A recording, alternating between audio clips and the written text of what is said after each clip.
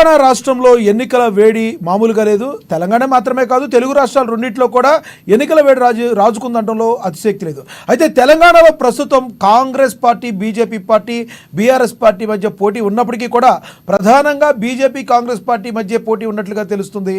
మరి వరంగల్ జిల్లా నుంచి మా ప్రతినిధి స్వామి ఉన్నారు.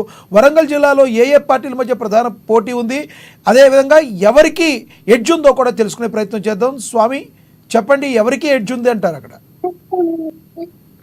రైట్.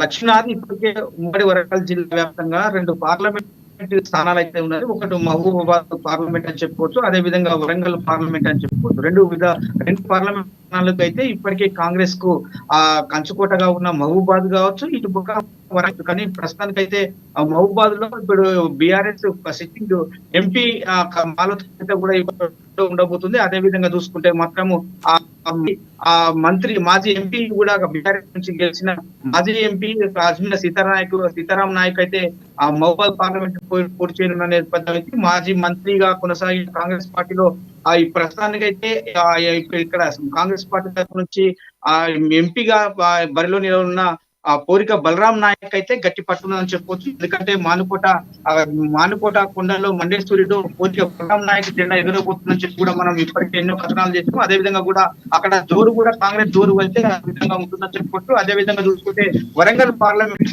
సంబంధించి అయితే మాత్రం ఇప్పటికీ కడియం కావ్యను మాత్రము బీఆర్ఎస్ నుంచి ఉంటే రాజీనామా చేసి కూడా కాంగ్రెస్ లో ఇటీవలే ఆ స్టేషన్ కనుపూర్ కడియం శ్రీహరి తో పాటు కూడా తన కూతురైనటువంటి కడియం కావ్య కూడా జరిగింది. అదేవిధంగా బీఆర్ఎస్ వచ్చిన తర్వాత కూడా కాంగ్రెస్ పార్టీకి సంబంధించిన ఎంపీ పార్లమెంట్ అభ్యర్థిగా కడియం కావ్యను కూడా కేటాయించడం జరిగింది. ఇప్పటికే కడియం కావ్యను అయితే వరంగల్ పార్లమెంట్ స్థానం నుంచి కూడా ఆ బరిలో నిలవనున్న నేపథ్యం అయితే ఉంది. ప్రస్తుతానికి అయితే ఇప్పటికీ బీఆర్ఎస్ నుంచి కూడా ఇంకెవరిని కూడా డిక్లేర్ చేయలేదు. కడియం బీఆర్ఎస్ నుంచి అయితే ఎంపీ ఆ స్థానానికి అయితే పోటీ చేసే అభ్యర్థులు కూడా ఇంతవరకు కూడా ప్రకటించకపోవడం కూడా బీఆర్ఎస్ పార్టీ తీయడం లోటు అని చెప్పుకుంటూ ప్రస్తుతానికి అయితే బీఆర్ఎస్ బీజేపీ నుంచి మాత్రము ప్రస్తుతానికి మాజీ ఎమ్మెల్యే వర్ధనపేటకు సంబంధించిన మాజీ కావచ్చు అరూరు రమేష్ అయితే బీజేపీ నుంచి అయితే బరిలో నిలబడి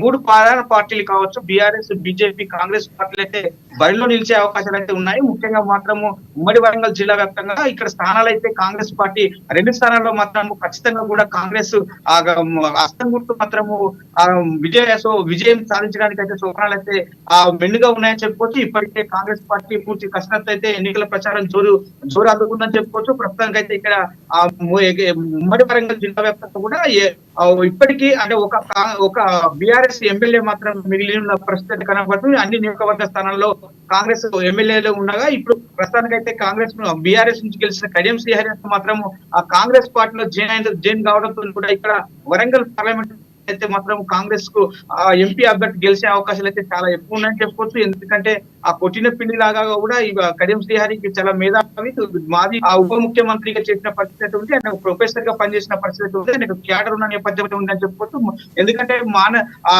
విద్యార్థుల పట్ల లెక్కల